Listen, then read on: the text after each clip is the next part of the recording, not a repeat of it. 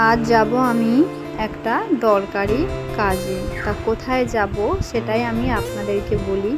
আজ আমি যাব আমার মাকে নিয়ে বিডিওতে, মানে বিডিও অফিসে। কারণ মায়ের ব্যাংকে 3টি মাস হয়ে গেল, এখনও অন্নপূর্ণা ভাণ্ডার ঢুকছে না।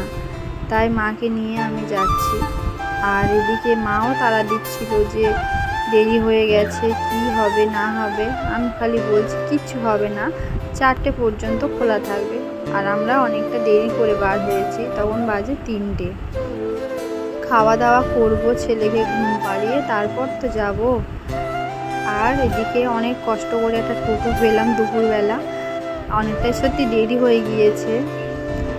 আর বিডিও অফিসটা না এত সুন্দর হয়েছে, এবারে চারিদিকে গাছপালা খুব সুন্দর লাগছে, বেশ বসার জায়গা আছে, ভালোই লাগছে। আর আমরা ওই যাব দোতলাতে।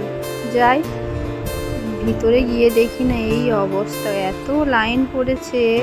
যাই হোক, আমার শাশুড়ি মা গিয়েছিল বলে তাড়াতাড়ি হয়ে গেল আমাদের।